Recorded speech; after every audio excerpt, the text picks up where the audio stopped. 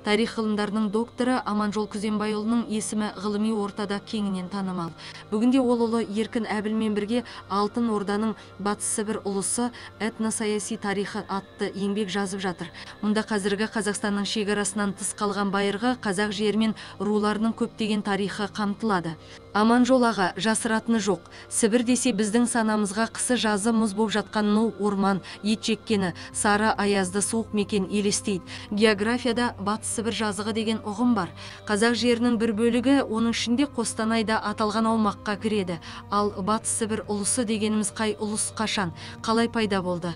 Біле білгенге Батыс Сібір байырғы қазақтың жері. Ібір Сібір төл тарихымыздың ажырамас бөлігі. Бәріңізге белгілі қазіргі Монғолия жерінен шыққан Шыңғыс хан маңайындағы бар тайпаны біріктіріп, Орта Азияны өзіне қаратты. Сөйтіп, үлкен бір мемлекеттік бірлестік конфедерация құрды.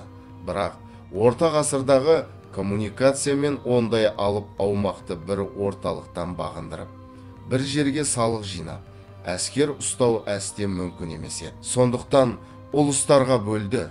Бөлініс кезінде Шыңғыс қахан Сібірдің аң-құсқа толы, орманды бай өлкесін Тайбұғаға мирас еткен. Бұл 1220 жыл болатын.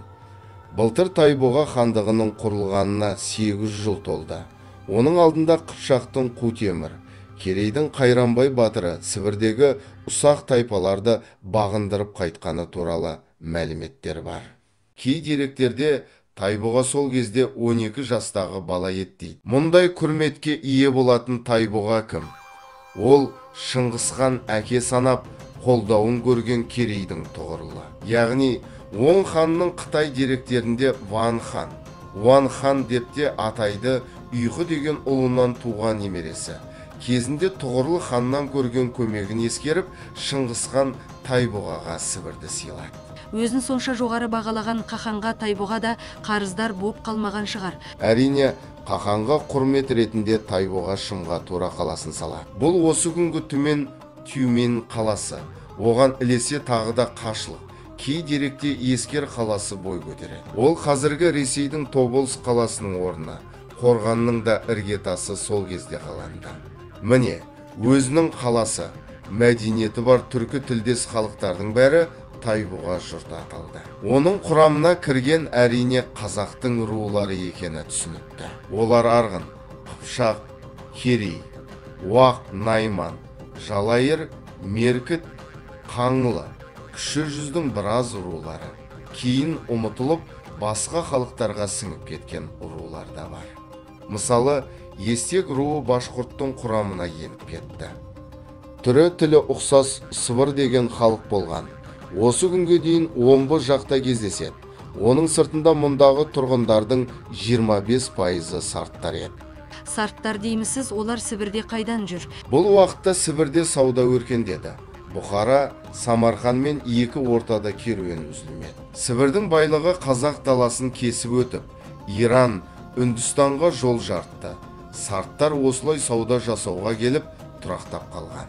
Мұның бәрін қандай дерек көзден алдыңыз? Орыстар Сібірді жаулай бастағанда алдымен аңыз, әңгімелерді жинады.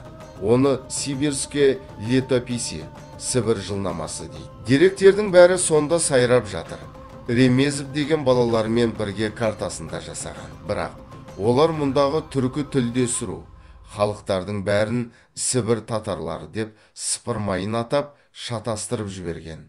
Мұның дұрыс емес екенін дәлелдеп жатқан ғалымдар да бар. Соның бірі Сібір халықтарынан шыққан Зайтуна Тычинских деген жас қыз. Ал Дамир Искаков атты тарихшы бәрін татар атап жүр. Шындығында оның бәрі қазақ рулары. Тайбұға әулеті мен Шыңғыстың Шайбан, кей деректе Шибан әулеті үнемі текетіресіп, Сібірдің билігіне таласып отырды. Билік ауысқанмен оның құрамындағы халық сол қалпы қала берген. Демек аталған қалалардың бәрі қазақтың ата жұрты. Сібірді орыстардан бұрын қазақ рулары егерді деуге толық қақымыз бар ғой. Ол анығында солай 300 жылдай гүлденіп тұрған Тайбұға жұрты Есім ханның тұсында қазақ хандығына ауа бастады. Не себепті қандайда бір қысым көрді ме? Оның себебі табиғаттың өзгеруіне байланысты. География ғылымында екінші мұздақ деген термин бар. 17 ғасырдың соңында Сібірде қар көп түсіп, жазы жаңбырлы болды. Мұның өзі жылқының тебіндеуіне қиындық туғызды. Сондықтан көшпелі халық қара аз. Қазіргі қазақ даласына қарай үдере көшті. Тәуке ханның тұсында мал баққан қазақ руларының дені Сібірден Сарыарқаға ауды. Батыс Сібірді 300 жыл қазақ рулары мекен етсе, Сібір хандығы деген ұғым қайдан пайда болып жүр? Оны неге бөлек мемлекеттей көреміз? Сібір десе бәрі 18 ғасырға дейін бос жатқан, мәдениеті жоқ. Ағаштың ішінде тері жамылып жүрген жабайы адамдар ғана жүрген жер көреді. Орыстар сондай сана орнықтырды. Әлі де солай түсіндіріп жүр. Негізі, Сібір хандығы термині алғаш рет 17 ғасырда орыс жазбаларында пайда болды. Ғылымда өзі солай, аты өзгерсе мемлекет басқа болып шыға келеді. Сөйтіп шатасады. Сібір дегенде еске түсетіні әрине Көшім хан. Қазір осы тұлғаға қатысты көп айтылып жүр. Ал енді осы Сібірге Көшім қалай барды? Ата тегі кім? Көшім Сібірге қазақ даласынан барды. Бір деректерде оны Қорғалжын маңынан кетті дейді. Енді бірі Аралдың Алтауыл деген жерінен шықты дейді. Тегін Қыпшақ дейді. Енді бірі Шыңғыс ханның тұқымы дейді. Меніңше соңғысы дұрыс. Өйткені Шоқан Уәлихановтың өзі оны сұлтан деп атайды. Тағы бірі оны Ноғай деп жүр. Манағы айтқанымыздай, Бұхара мен Сібір қалалары арасында керуен үздіксіз жүріп жатты. Көшім керуеннің қауіпсіздігіне жауап берді.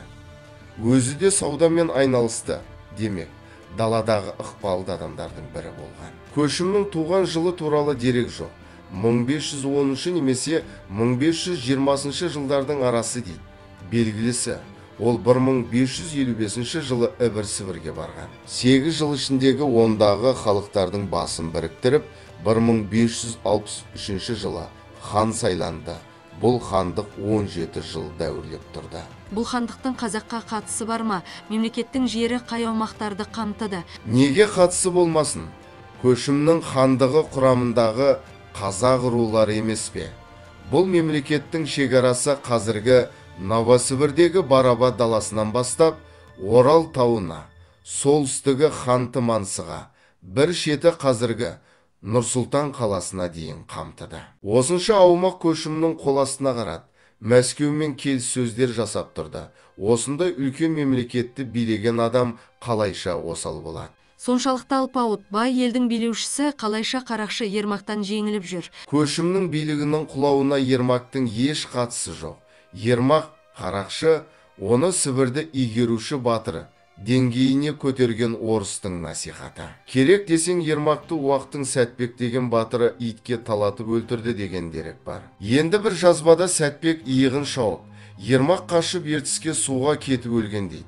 18 ғасырда Дәстем деген сал болған.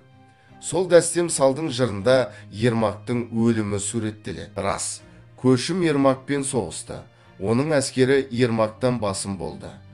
Көшім Қазан Астрахан хандығына көмектесу үшін әскерін жіберген. Сол кезде Ермак Түмен қаласын басып алды. Көшім қайтадан күш жинап келіп, тықсырып қуып шыққан. Ресей Ливон соғысын аяқтап, бар әскерін Сібірге төкті. Екі мемлекет арасында үлкен қанды шайқас болды. Сібір солайша біртіндеп уысымыздан шыға бастады. Бірақ Октябрь революциясына дейін қазақтар Сібірге шабуылдаумен болған. Оны орыстың Маслюженко деген тарихшысы жазып жүр. Ол өзі қорғанда тұрады, қолында дерегі бар. Бірақ та қазақтың байырғы өз жерін қайтарып алуға тырысқан әрекетін орыс жеріне шабуылдады деп түсіндіреді. Мұнысы қате. Кешегі 1932 жылғы алапат аштық жылдары теріскейдегі қазақтар тұтасымен Батыс Сібірге ауды. Неге? Өйткені қазақтың тарихи жадында Сібір атамекеніміз деген ұғым өшпестей жазылып қалған.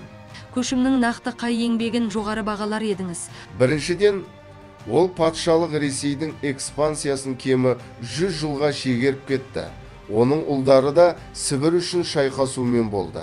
Көшімнен кейін билікке келген Әли Сұлтан да қартайғанша орыспен соғысып өтті. Ал Әли Сұлтанның ордасы қазіргі Қостанайға қарасты Меңдіқара ауданындағы Алакөлдің бойында болған.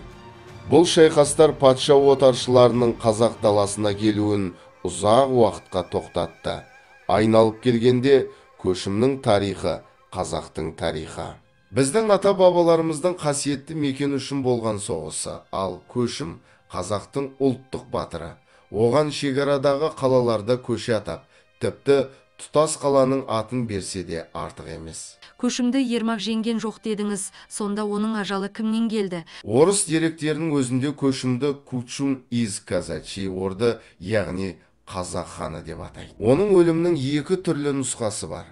Мысалы, Шоқан Уәлиханов 80 жасқа келіп, Аралдың Алтауылында қартайып өлді дейді. Тағы бірі Қорғалжын маңайында ағайындарының қолынан қаза тапты дейді. Қайсысы дұрыс, нақты дерегім болмағасын айта алмаймын. Ең басты мәселе мынада. Сібір деген ауқымды ұғым. Бұл сұхбатта біз Батыс Сібірді, оның өзінде оңтүстік жағын, қазақтар мекендеген бөлігін ғана қамтыдық. Қалған халықтарды қозғаған жоқпыз. Мәселен, Новосібірдегі Бараба Құлынды даласы, Тоболск қаласы, Төмен, Омбы, Орынбор, Қорған облыстарының оңтүстігі түгелімен біздің атамекеніміз еді. Әлі күнге дейін қазақтар тұрып жатыр. Сондықтан Батыс Сібірді, көшімді бөтен көрмеу керек. Онда біздің тарихымыз тұнып тұр. Осының бәрі кітапта айтылады ғой. Иә, айтылады. Және оны өзгелер білу үшін орыс тілінде шығарғалы отырмыз. Біздің мақсат ғылыми жаңалық ашу емес. Ғылымда мұның бәрі белгілі. Көздегеніміз тарихымызды бөтен жұрттың ықпалымен емес, тәуелсіз көзқараспен жазып, ұрпақ санасында қалыптастыру.